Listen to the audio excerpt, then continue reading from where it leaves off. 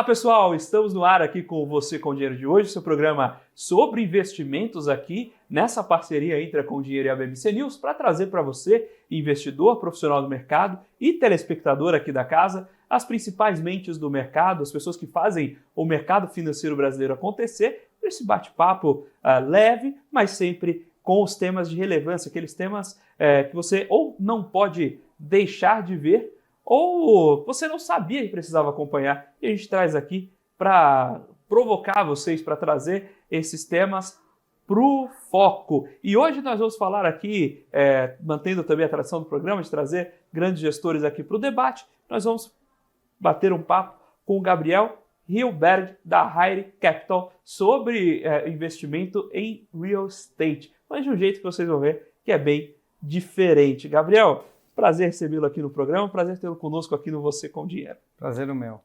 Maravilha, Gabriel. Queria começar uma pergunta / provocação. A gente tem aqui no modelo de investimento em fundos de investimento imobiliário, que se aproxima ali dos REITs americanos, então esse investimento em real estate, uma cabeça muito voltada ao investidor de PMT, aquele investidor que vai comprar dividend yield, que vai comprar renda recorrente. E aí vocês trazem uma abordagem um tanto diferente, olhando muito para desenvolvimento. De onde veio essa sementinha e o que tem de diferente aí em montar esse modelo em comparação a comprar um imóvel pela renda para ficar e esperar? Eu acho que assim, acho que o primeiro, né, por que a gente foca muito nisso, na verdade, acho que vem um pouco do DNA empreendedor, né, acho que dos sócios, né, todos têm um pouco dessa veia empreendedora e aí acaba que a gente não tem problema, vamos dizer, em arregaçar as mangas, né, acho que desenvolvimento de fato dá bem mais trabalho, mas quando dá certo, vamos dizer, você tem um retorno muito bacana desse trabalho. E eu acho que assim, o que tem de diferente, né? Basicamente você tem duas etapas anteriores, né? Do que quando você está falando de um imóvel que já está performado pronto, né? Acho que o primeiro ponto, né, é o lado da aquisição, né, do ativo e dos riscos relacionados à aprovação, né? Então, tem que ser feita toda uma diligência muito profunda sobre os aspectos que vão desde legislação municipal, aspectos ambientais, então jurídicos, né, até da aquisição em si, né, do ativo, né? Então tem uma série de aspectos que a gente faz uma diligência bem profunda antes da aquisição para ter confiança de que uma vez adquirido o imóvel, a gente vai conseguir aprovar aquele projeto. Aí tem todo o trabalho aí de aprovação, de projeto, etc. Né? E aí entra a segunda etapa, que é uma etapa que ela é a concepção do projeto, né? Então, o que exatamente a gente vai fazer ali. E isso, de certa forma, acaba impactando também na questão do orçamento de obra. Né? Então, tudo isso a gente acaba fazendo um pouco até previamente a aquisição do ativo, né? Então, até para você adquirir aquilo, você já precisa ter uma ideia do que é o projeto, mais ou menos, né? Ter as premissas do que de área que você vai ter para poder precificar, ter mais ou menos uma ideia do custo de obra, para depois, vamos dizer, você colocar aquilo de forma material. Então, tem todo esse cuidado prévio, né, da aquisição, e aí depois, obviamente, à medida que você adquire, tentar maximizar, né? Então, uma coisa que a gente, uma abordagem que a gente acaba tendo, nós somos muito conservadores, né? Então, e até, vamos dizer, um dos diferenciais da casa um ponto que a gente fala muito, né, que nós somos sócios dos nossos clientes, né? Então, vamos dizer, os sócios são talvez os maiores investidores de tudo que a gente faz. Isso traz muito alinhamento de interesse e por a gente estar alocando muito capital junto, então a gente tem muita preocupação com a preservação do capital, né? Então garantir, vamos dizer, que esse capital rentabilize e limitar, vamos dizer, está muito preocupado com o cenário de downside. Então a gente tem uma abordagem muito conservadora E a gente sempre, quando a gente vai então montar a viabilidade, a gente parte do cenário mais conservador, né? Então, é um pouco do que a gente sempre fala, né? Under promise, over delivery. Então, nessa primeira parte é under promise. Então, né? Primeiro, vou ser conservador, se eu vou pensar no que é o preço da região, eu sempre tento botar um preço um pouco mais conservador, o que é um custo de obra um pouco mais alto, e aí depois que eu vou para a etapa pós-aquisição, aí sim eu vou trabalhar para maximizar, para tentar, se der, aprovar mais área do que eu tinha previsto, se eu puder trabalhar com custo de obra mais otimizado, então tudo isso aqui acaba entrando. E aí depois, né, que você entregou e performou, você tem todo o trabalho de locação do ativo. Eu até falei 2 pontos, mas tem esse terceiro ponto, né, que não é menos importante, né, nos ativos de propriedade, né, você tem todo esse lado da locação, né, para deixar o ativo performado. E a partir daí já não é muito diferente do que, né, um fundo de renda, que é basicamente você gerir esse portfólio, né, fazendo uma boa gestão dos inquilinos, estando próximo e sabendo, vamos dizer, reciclar quando um inquilino sai, colocar outro. E aí, obviamente, também, em muitos casos dos nossos fundos, onde o objetivo é ganho de capital, em algum momento a gente vai colocar aquele ativo à venda, quando a gente já acha que a gente já levou ele para o patamar ótimo de valor, aí naquele momento a gente, vamos dizer, acaba monetizando para poder entregar um retorno, né, bacana para os nossos investidores. É um fundo imobiliário com jeitão de pensar de um private equity. De certa forma, no final do deal que nós fazemos, é um private equity imobiliário. Então, essa seria, vamos dizer, uma definição bem bacana. Bacana. Quando você olha um projeto, e aí pensando nessa ideia de seleção e desenvolvimento, você vai olhar um projeto, o que você olha que chama a atenção para um projeto de desenvolvimento lá na Haier? Assim, eu acho que, como a gente até estava falando antes, né, no final do dia, real estate, né, tem uma regra básica, todo mundo fala, né, que quando você vai olhar para um ativo, que primeira coisa que você olha, né? É location, location, location, né? Então, acho que o primeiro passo é sempre a localização, porque a localização ela faz toda a diferença. E às vezes é até engraçado, assim, principalmente a gente tem negócios no setor residencial, e às vezes você está numa quadra e tem um preço, você andou uma quadra para lá, muda tudo. Então, a localização ela faz muita diferença, o micro ele é muito importante. E aí, obviamente, a partir do momento que você tem um ativo numa boa localização, aí você tem o produto, né, que acho que você tem que entregar um produto que de fato atenda à demanda do mercado.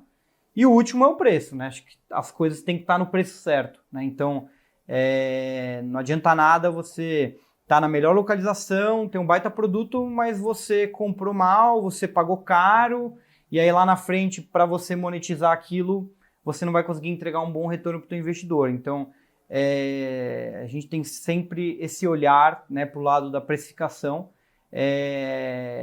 e até sobre o aspecto que eu falei um pouquinho, que a gente é muito conservador, né?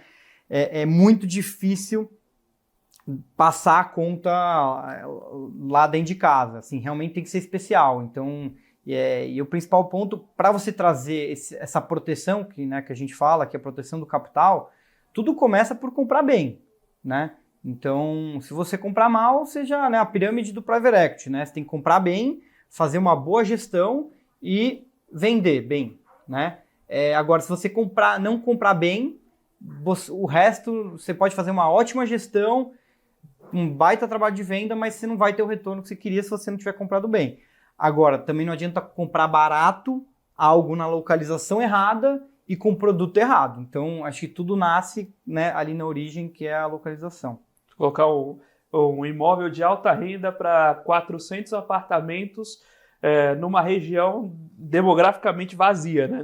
Não tinha ninguém morando lá, e você tentar levar o produto lá porque você achou o terreno barato, isso não adianta. Sim. Não, e acontece muitas vezes, até você pega o mercado de logística, né, de galpões.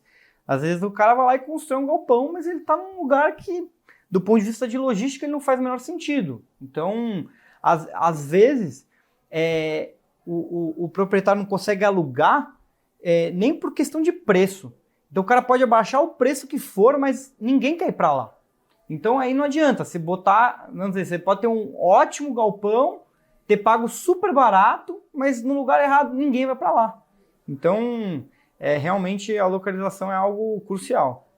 Já que a gente está falando de localização, quando a gente olha especialmente imóveis comprados por FIIs de renda, é normal que você olhe, você priorize aquelas regiões em que a vacância é baixa, muito baixa. E aí você pega o caso aqui em São Paulo, aqui próximo, inclusive, né, aquele eixo da Faria Lima, entre o Itaú BBA e a JK, você tem uma taxa de vacância baixíssima, mesmo quando a gente teve aquela oscilação entre pandemia e pós-pandemia, com ida para home office, etc. Vacância baixíssima, pressão de preço. Bacana. Só que isso funciona bem quando você vai calcular yield pós-taxa de vacância, mas para desenvolvimento, onde fica espaço para gerar alfa aí? Então a pergunta que eu vou voltar em cima de localização é essa. Legal, você tem uma localização muito boa, mas que já está muito inflacionada justamente por causa dessa pressão de compra. Tem espaço para desenvolvimento ainda? Então, na verdade, eu acho que assim, pelo menos a nossa abordagem, né? Eu acho que, obviamente, se você quer ir numa região que ela já está muito consolidada e precificada, é difícil você gerar alfa. Então, por outro lado, também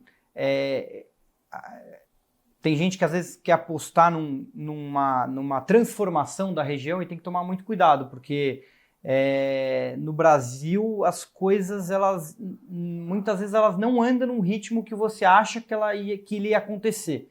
Então, às vezes você aposta numa região, vai transformar, mas às vezes demora muito para aquela transformação vir, e aí você carregou demais e aí o retorno não vem. Então, eu acho que assim, obviamente não tem certo e errado, mas assim, o mundo ideal é você tentar estar numa região que você ainda consiga preços que estão em patamares que você consiga, né, gerar alfa, que tem potencial de transformação. Mas é difícil isso, né? Então, por exemplo, nós temos um projeto ali na Rebouças, um projeto corporativo que a gente está entregando agora no final do ano. Ali a gente comprou em 2019, né? Começamos a negociar esse terreno em 2018, né? Então, era num momento onde aquela região ela estava mudando, né? A gente ainda conseguiu comprar num momento que os preços ainda estavam bem mais atrativos, mas era uma região que você tinha mudado, você tinha o metrô na porta, né? Você está relativamente próximo à Faria Lima, tá? E onde a gente apostava, né, que você ia de fato ter uma transformação. Já estava acontecendo uma transformação pela mudança do plano diretor, muitos desenvolvimentos residenciais lá.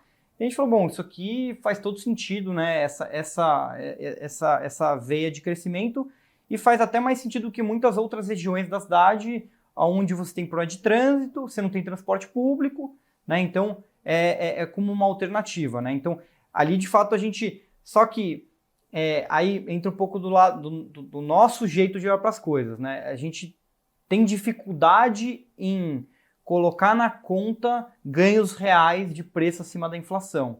Então, assim, quando a gente apostou lá atrás, a gente foi realmente conservador na abordagem, no que era o preço que a gente imaginava. Graças a Deus, assim,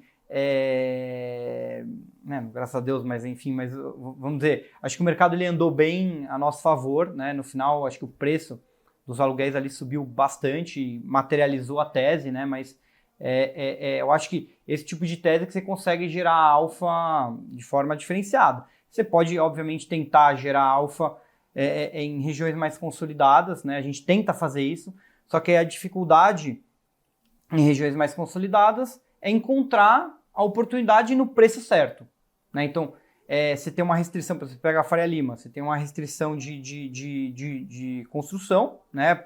Operação urbana, né? Você não consegue verticalizar comercial, e aí o que sobra são os entornos, né? Esses entornos ainda tinham um pouco de sobra ali na JK, tanto que vai sair um projeto da GTS ali na JK, onde era o Extra. Então, mas é difícil. Então, assim, você pode tentar encontrar terreno, mas a dificuldade é conseguir encontrar o terreno no preço certo.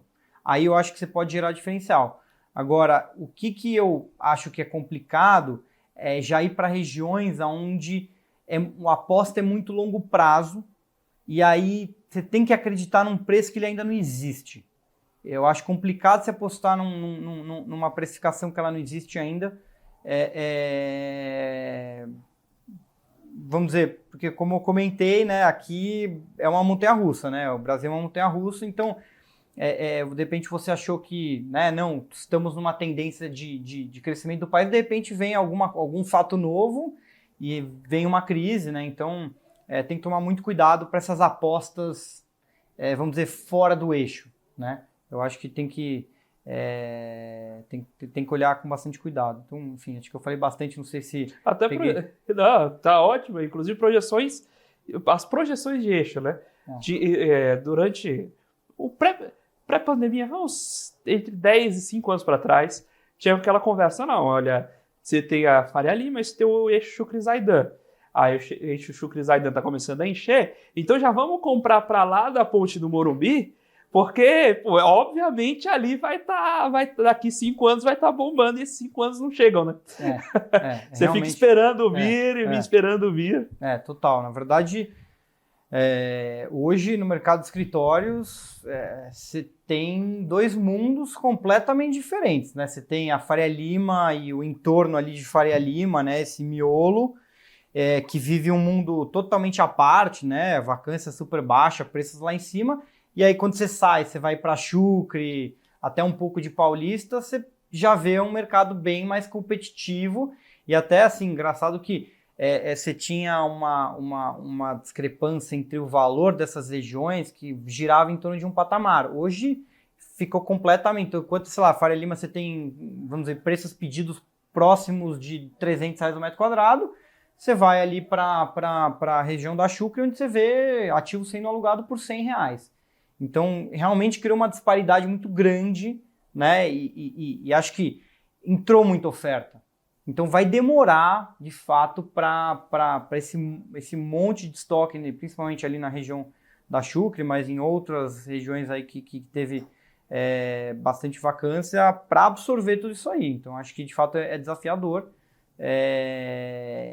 Vai ter um tempo para absorver, né? Você comentou um pouquinho sobre a atuação no segmento residencial. A gente está falando bastante de comercial aqui agora, até porque muito do universo dos fundos imobiliários é centrado em logística e comercial. Mas eu queria, inclusive, aproveitar essa ponte para perguntar para você, de dentro do setor, fazendo isso acontecer, por que a gente olha menos para residencial aqui no Brasil e quais são as diferenças de um projeto desse desenvolvimento residencial para as aplicações em escritórios comerciais ou galpões logísticos? Na verdade, assim, acho que o setor residencial, na verdade, ele é bem grande, né? E tem muita gente que investe no setor, mas ele ainda tem pouca entrada no mercado de capitais, né? E eu acho que você tem alguns motivos para isso. Eu acho que, primeiro, o lado do desenvolvimento, né? Você tem uma J-curve grande, né? Então, o que acontece é que tem muito investidor que tem dificuldade para compreender toda essa J-curve, né? É um private equity, como você falou, né? Ele vai demorar ali 4 anos para ver o dinheiro voltando, né? Quando você vai incorporar para vender o ativo. Então, realmente tem que ter um entendimento que é longo prazo. Tem que ter paciência e, vamos dizer, ter certeza que está apostando no cavalo certo, né? No gestor certo.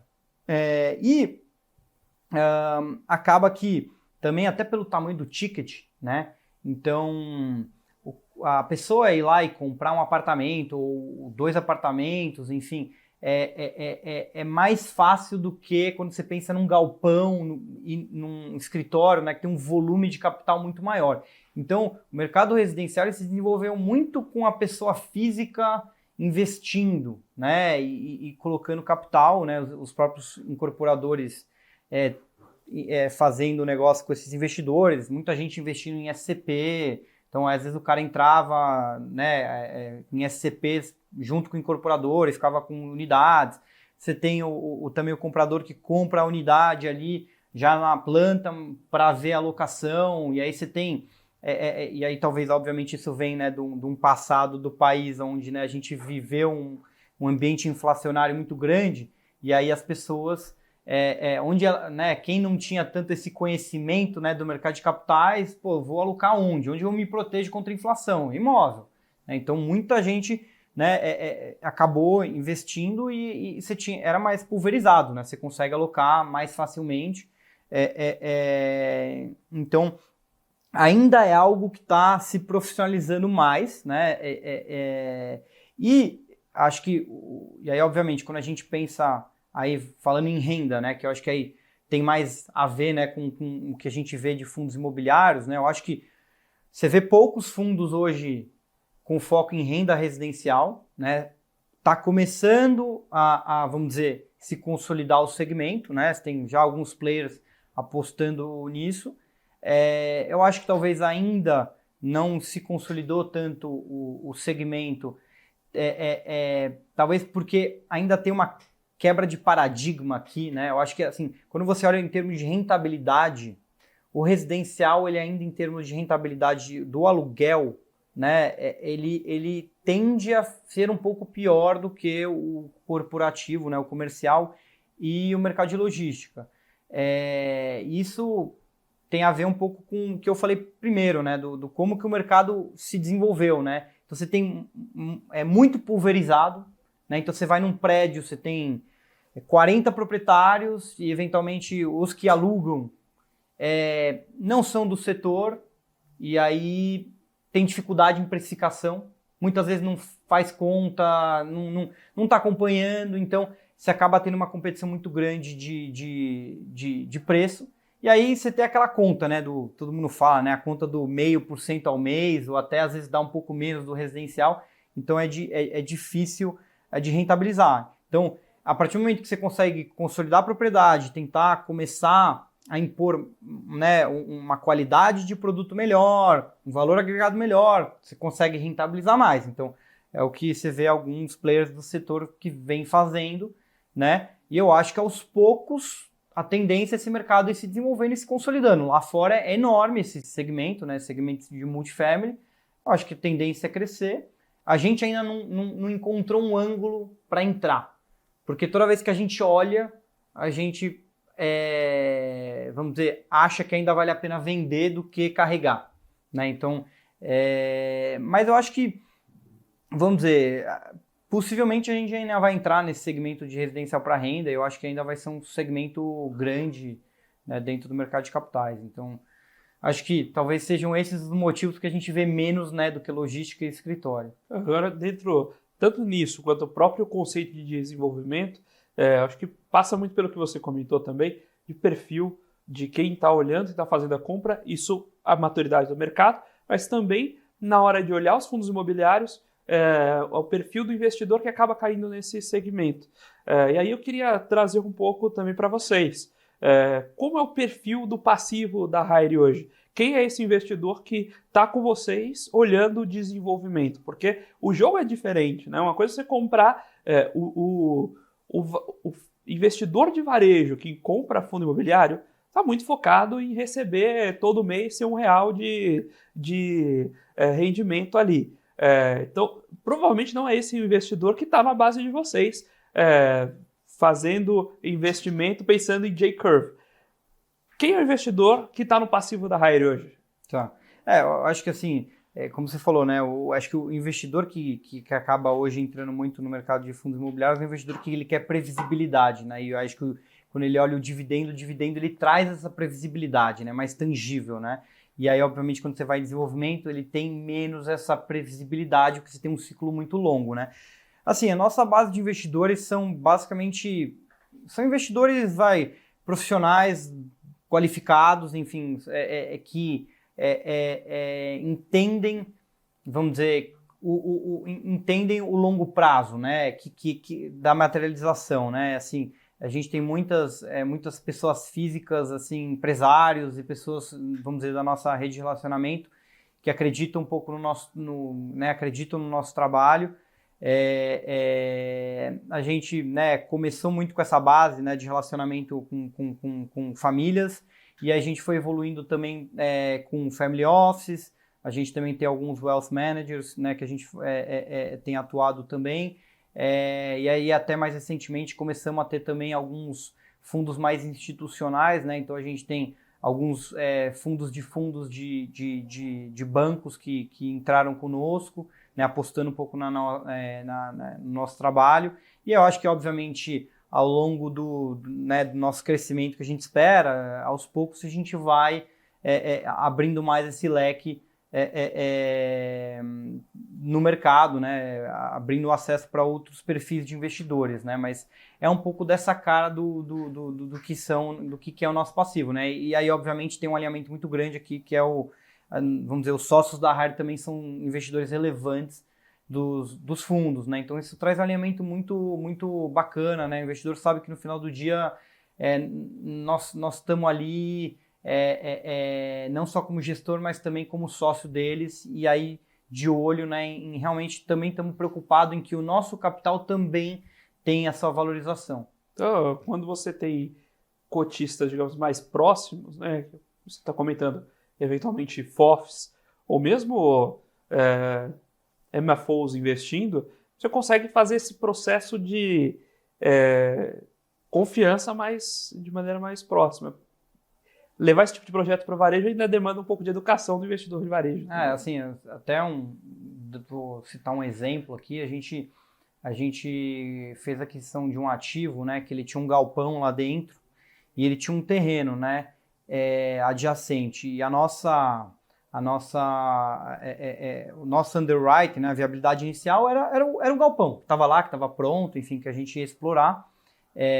Na verdade, isso foi um investimento que a gente fez, ele distressed, especificamente isso não foi um desenvolvimento, né? Foi uma história diferente, né? A gente comprou uma dívida estressada de um banco, depois a gente acabou consolidando a propriedade, viu um acordo com a devedora, e aí, né, nos tornamos então proprietários do galpão, fizemos todo um trabalho de locação, retrofitamos, enfim, hoje esse ativo está lá alugado, bonitinho, pagando renda. E aí a gente tinha um terreno que meio que veio junto, né?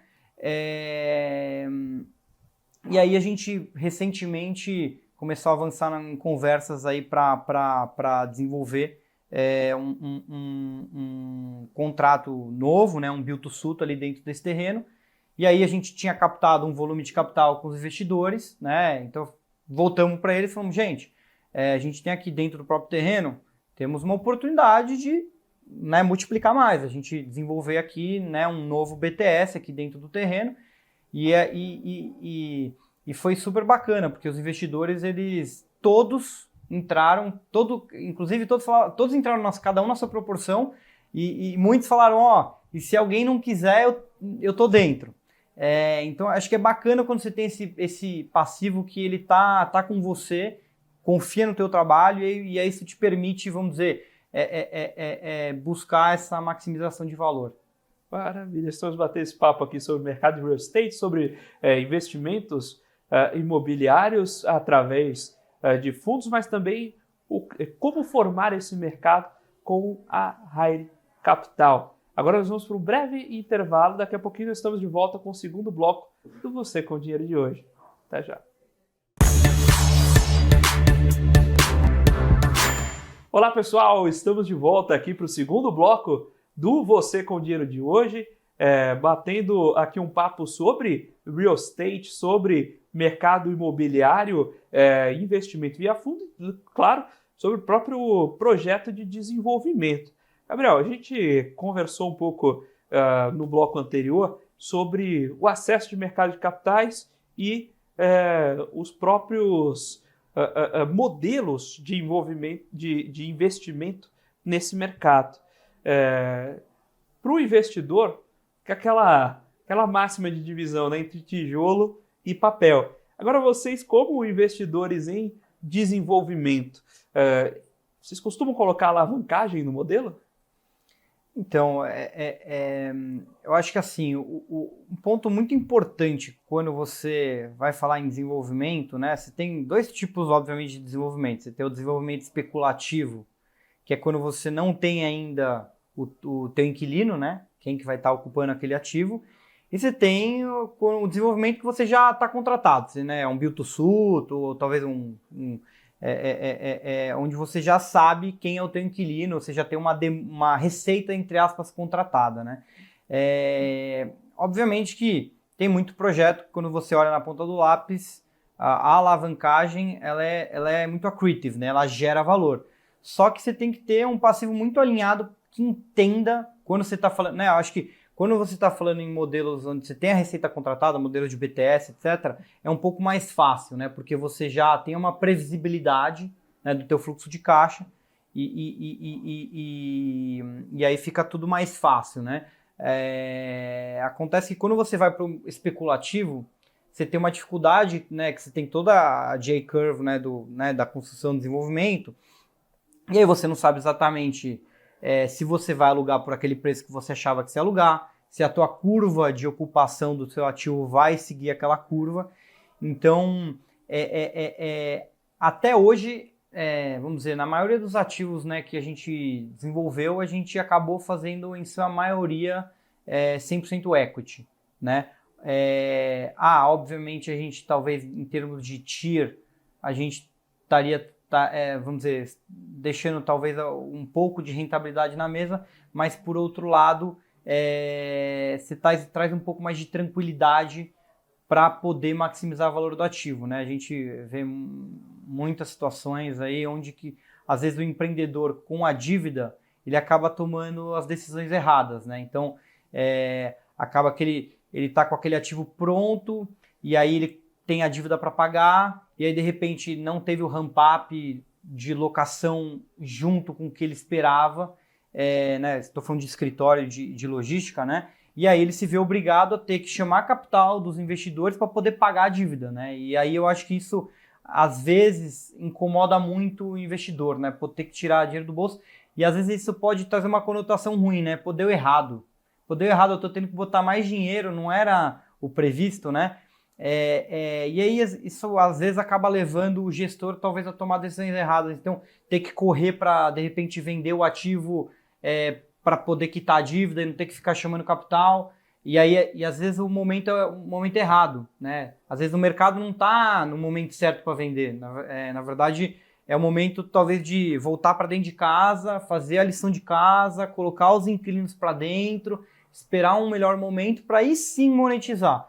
Então, até por conta disso que, vamos dizer, até hoje a gente tentou fazer muito mais esse modelo de equity, 100% equity, né, os desenvolvimentos de escritório e de galpões, do que alavancando. Agora, nada impede que a gente faça. Agora, acho que é algo diferente do que você falar, de repente, eu já tenho uma receita contratada, eu já estou com um BTS aqui, vou securitizar o recebível porque eu já tenho um contrato firme, né, com um bom nome, né? Isso muda bastante, né? Do lado do residencial, aí já assim é diferente, né? No residencial, como a gente já desenvolve para vender, e muitas vezes quando a gente lança o projeto, a gente ainda, vamos dizer, a alavancagem você acaba tomando no residencial depois do lançamento, né? Porque você toma, vamos dizer, os bancos normalmente eles exigem que você tenha um mínimo de venda e um mínimo de obra executada. Então, de qualquer forma, você já vai tomar essa alavancagem um pouco mais para frente. Então, naquele momento, você já vai ter noção se você teve uma venda razoável, se a precificação tá bacana, ter uma noção do teu custo de obra, e aí fica um pouco mais tranquilo a questão da alavancagem, né? Você tem mais previsibilidade e, obviamente, acho que tem as taxas de financiamento imobiliário para o setor residencial, elas são muito atrativas, né? Então, acaba gerando bastante valor. Então, normalmente, nos nossos projetos residenciais, a gente alavanca, né? Obviamente que você acaba tendo que fazer toda essa alavancagem via SPEs, né? Porque você não pode tomar alavancagem direta no fundo imobiliário, né? Então, você faz isso via a própria SPE. Então, é mais ou menos o modelo que a gente faz, tá? Você comentou, né, de securitizar o recebível, que aí o jogo é outro, né? Você está se comprometendo a pagar. você tem ali a parte de garantia e tudo, mas o fato de você já estar vinculando aqueles caixas, né? Por mais que a TIR da alavancagem pudesse ser atraente, né? Você colocar a mão no bolso e falar, olha, eu tenho que cobrir a dívida, cumprir meu pagamento com terceiros, tem um jogo psicológico forte aí, né? Você ter esse movimento, sacar no meio do projeto, para quem gosta de Project Finance, né? Você tá no meio do projeto lá, as setinhas para cima, você vê uma setinha virando, vai além do racional, né? É ruim, chato de trabalhar.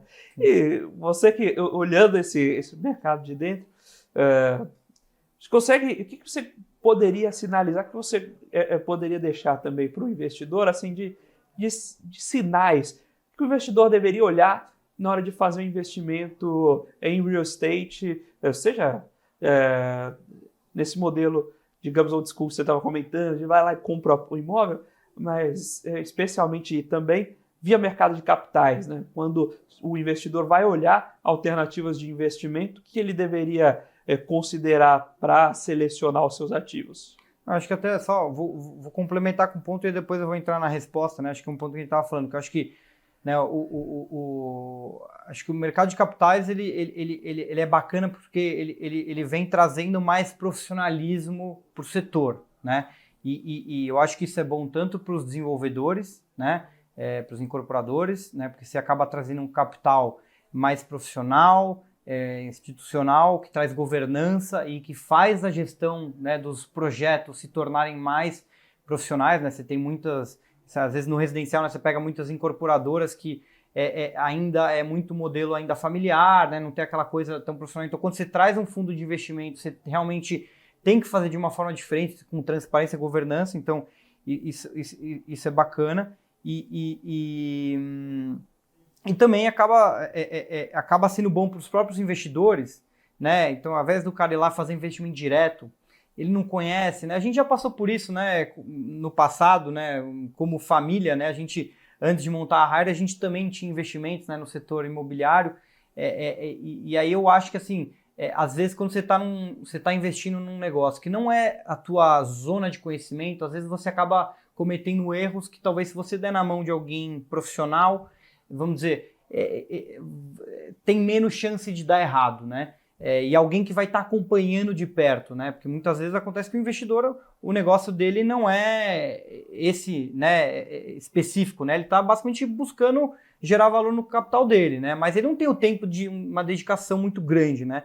E aí entrando no ponto, né, que você perguntou o que ele deve olhar, e aí acho que o ponto é esse que é o desafio, né? Porque imobiliário tem muito detalhe, vamos dizer, tem que tomar muito cuidado com o que você vai olhar. E aí, assim, o que eu posso sugerir olhar? Eu acho que primeiro é a precificação das coisas, né? Então, uma coisa que a gente vê muito às vezes as pessoas olharem com um viés muito financeiro. Então, por exemplo, às vezes o cara tá olhando e ele tá vendo que aquilo tá pagando um dividend yield, né? Às vezes você pega, por exemplo, um contrato de build to suit ou um sale leaseback, que é um contrato, entre aspas, financeiro, né? Você tem aquela rentabilidade que está te pagando X% ao mês, etc. Quando você vai olhar, olha o fundamento imobiliário por trás. Quando você vai olhar, vamos supor, o preço que está aquele contrato, ele está a R$30 o metro quadrado. Só que se você for olhar na região, se paga 25.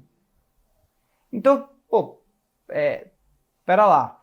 Se der algum problema, esse inquilino sair de lá por algum motivo, defaultar o contrato, ou eventualmente até no fim do contrato, será que você vai conseguir alugar por aquele mesmo valor que hoje você está vendo? Então, acho que esse é um cuidado muito grande para se ter quando você olha, né, para imóveis de renda, né?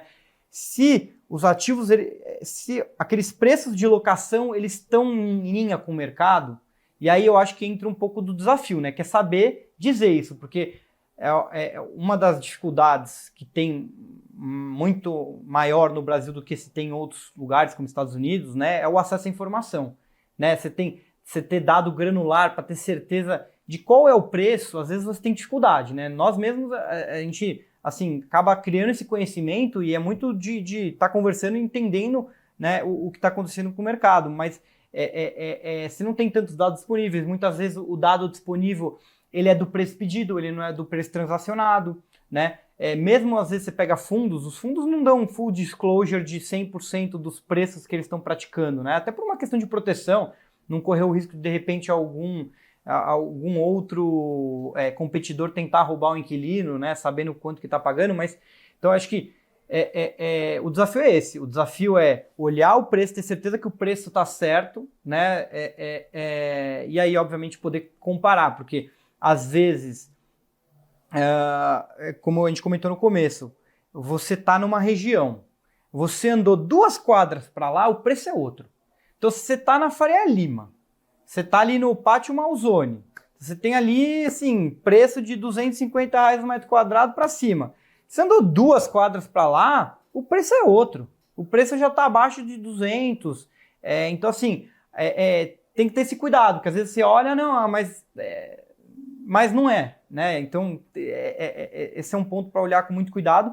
E aí, obviamente, que está ligado também a isso, é o valor por metro quadrado do ativo, né? Então, a gente viu no ano passado um momento onde você teve um descolamento muito grande, né, entre o valor dos ativos quando você olhava no mercado de capitais, dos fundos imobiliários e economia real, né? Então você olhava a precificação dos ativos, ela estava totalmente descolada da realidade, tanto que até alguns fundos fizeram um pouco desse trabalho ativista de tentar provocar, fazer a venda de ativos, porque se fosse vender a mercado, ia valer muito mais do que o mercado estava precificando, né? Então, acho que olhar também para o fundamento do valor, né, o custo de reposição, né? Eu acho que né, quanto custa para eu reproduzir esse ativo, né? Se eu for comprar um terreno, desenvolver, construir, pô, quanto custa, né? Pô, tô comprando abaixo do custo de reposição, pô, isso aqui é uma proteção. Então, eu acho que se eu pudesse falar, né, pô, fundamento imobiliário, as coisas que a gente já falou, né, que, pô, olha a localização onde estão os ativos, né? Pô, eles estão em localizações que são resilientes, vão passar por crises.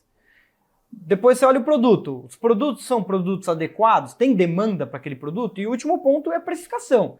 Pô, tá precificado certo, tá alugado no preço certo, tô comprando por um valor por metro quadrado bacana. E aí eu acho que, obviamente, às vezes é difícil quando o investidor está olhando para um fundo imobiliário que tem um monte de ativos, que a precificação ela tem que ser ativo-ativo, né?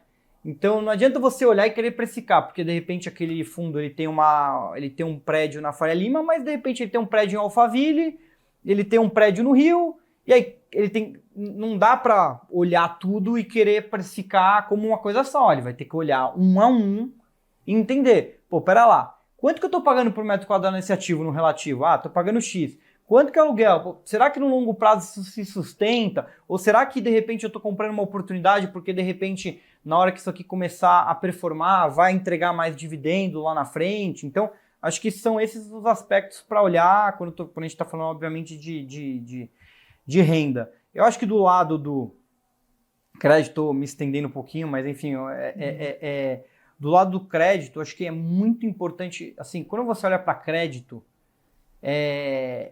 você não tem upside, né?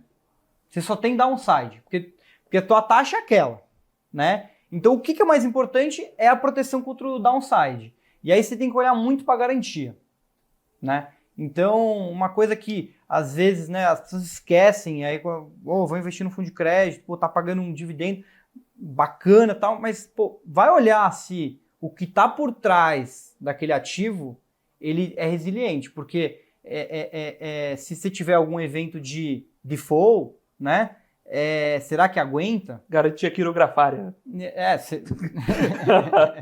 Será que aguenta? Então, acho que é muito importante esse lado da garantia. E aí, quando você pensa na garantia, quando a gente olha para a garantia, a gente pensa no aspecto imobiliário. É a história toda que a gente já falou. Pô, aquele ativo tem uma localização bacana, ele tem uma demanda boa, o produto está certo, está no preço certo, né? Se eu tiver que executar essa garantia, será que eu vou conseguir recuperar o meu capital com a correção do que é o esperado? Então, acho que são coisas que, né, quando você vai olhar para crédito, tem que olhar com muito cuidado. Né? Não, com certeza. Você trouxe um ponto super bacana sobre você olhar aquela oportunidade que é boa demais. Né? Então, você tem ali um imóvel que pessoal conseguiu tirar leite de pedra e fez uma alocação maravilhosa. Isso é igual você comprar a empresa, você pega o setor, você compra a empresa com a maior margem do setor. Só que você esquece que se você já está na melhor margem possível, se você já está no melhor aluguel, descasado com a realidade, dali para frente é só para trás, né? Então não adianta você pode até comprar, mas compre pelo preço de não ter esse benefício. Porque se um dia, o normal é que um dia você perca esse benefício, né? E outro ponto aí muito bom é que a Faria Lima é linda, maravilhosa, perfeita. Mas do Pátio Monzoni até o São Paulo é um universo completamente diferente. Completamente diferente. Aí a gente tem que estar atento a esses nuances. O que você, olhando esse mercado com essa visão de desenvolvimento, o que você vê de próximos passos aí? Para onde a gente está indo de coisas interessantes no mercado imobiliário e no mercado de capitais para o mercado imobiliário aí para os próximos anos? Eu acho que assim, eu vou separar em três, né, perspectivas para o setor, né, porque acho que os setores caminham de forma diferente, né. Quando a gente olha para o segmento residencial, o que eu vejo para os próximos anos é mais perspectiva quando a gente olha para o mercado de alto padrão, né, que eu acho que é um mercado que ele é mais resiliente a, vamos dizer, oscilações econômicas, né? E o mercado de baixa renda, né? Popular, né?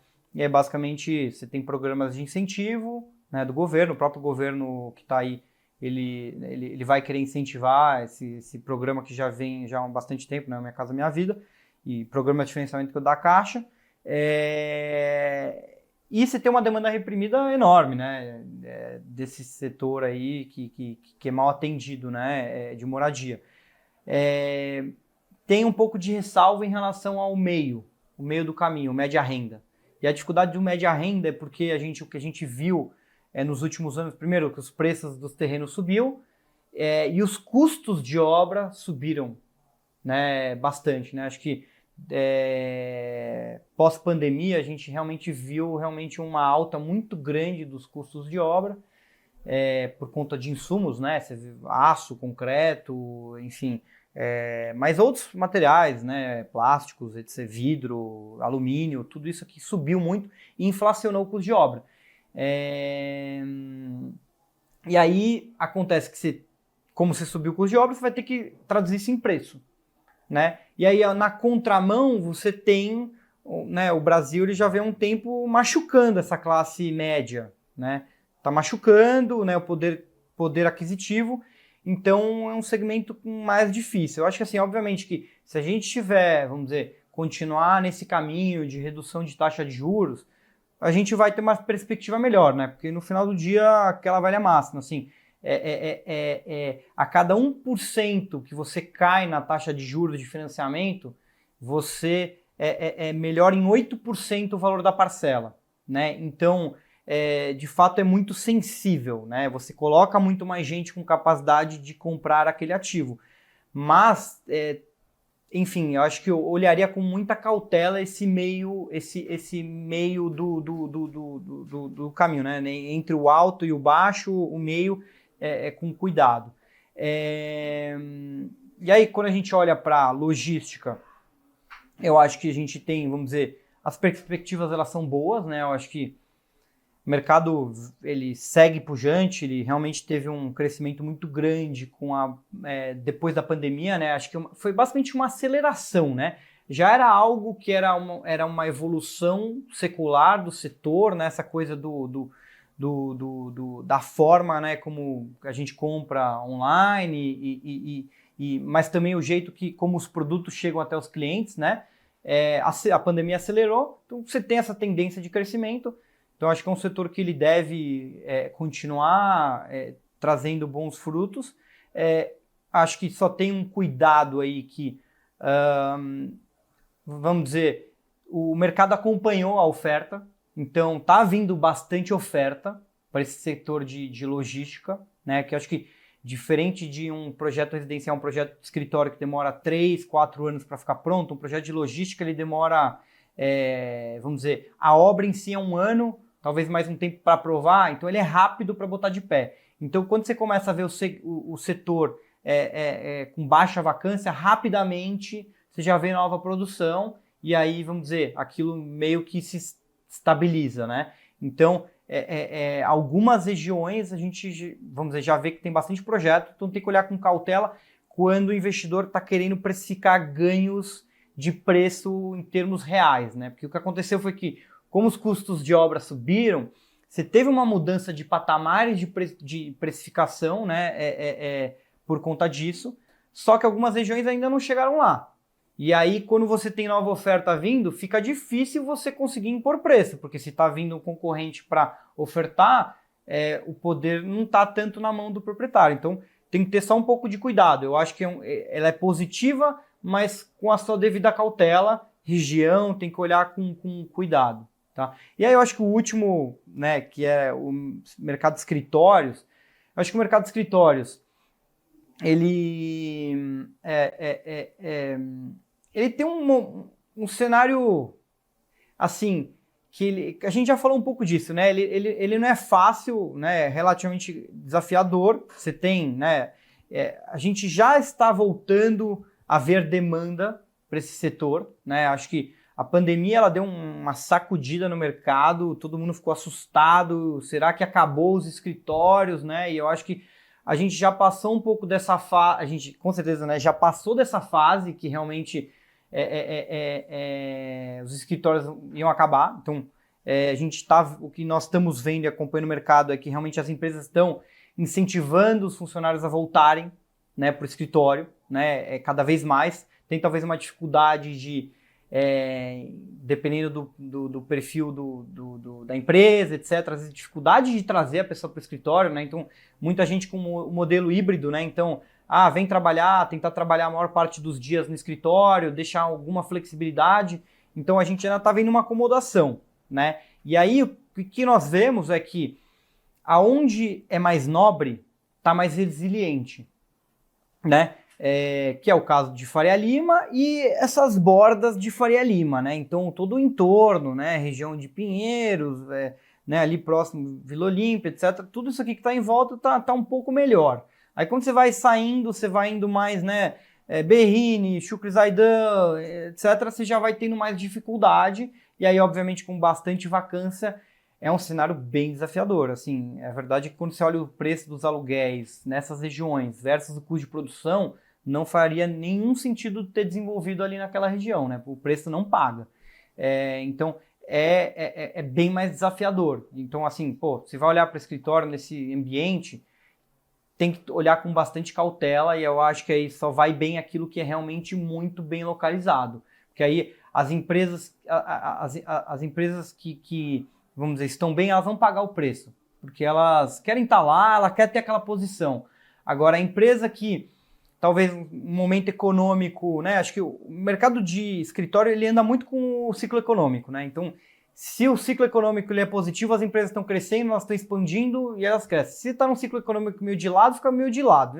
Se cai, então, obviamente tem dentro, né? Tem empresas, em qualquer momento econômico, você sempre tem empresas que estão crescendo, que estão procurando novos espaços e que eventualmente querem melhorar a sua ocupação. Então, demanda sempre tem, mas você sofre mais nas regiões menos nobres, né? E aí você pega empresas que eventualmente estão querendo cortar custo, aí o cara eventualmente vai falar, opa, então, pera lá, de repente eu deixo parte dos meus funcionários alguns dias de home office, você não precisa ter todo mundo no escritório, eu reduzo um pouco o meu tamanho, então ainda vamos ver ainda essa acomodação. Então acho que cautela em relação a isso. Então, acho que se eu pudesse falar em termos de perspectiva dos setores, eu acho que é isso. E você falou de perspectiva do mercado de capitais, mas eu acho que isso acho que a tendência é crescimento, né? Eu acho que a gente já vem desse crescimento, acho que o investidor está cada vez se educando mais, né, com investimentos e eu acho que só a tendência é crescer e se profissionalizar mais e a gente começar a ver, vamos dizer, como a gente comentou no começo, não vemos muito residencial, de repente daqui a um tempo a gente vai começar a ver mais fundos aí do setor residencial, e mais gente entrando de uma forma mais profissional no segmento. Gabriel, muito obrigado pela sua participação. Foi um prazer recebê-lo aqui. Muito obrigado por dividir, né, pelo seu tempo, naturalmente, por dividir um pedaço desse conhecimento conosco. Se você quiser deixar aí os contatos, e-mail, redes sociais da Hire, por favor, fique à vontade. Bacana. Eu acho que, se quiser, nosso site é hirecapital.com.br. Também pode seguir nossas redes sociais, enfim, tem uma página no LinkedIn, a página no Instagram, que é Hire Capital. E se quiserem entrar em contato, enfim, depois tem lá o e-mail contato@hirecapital, e a gente trata lá os assuntos internamente, dando o melhor direcionamento, dependendo do que for a demanda. Maravilha, Gabriel. Muito obrigado pela sua participação mais uma vez. Muito obrigado à Hire Capital por ceder aqui a participação do Gabriel. Muito obrigado a você, telespectador da BMC News, investidor profissional do mercado, pela sua companhia, pela sua audiência. O Você com Dinheiro vai ao ar de segunda a sexta, sempre nesse mesmo horário, para trazer para vocês as principais mentes do mercado, quem faz o mercado financeiro brasileiro acontecer. Até amanhã, pessoal, nesse mesmo horário. Tchau, tchau.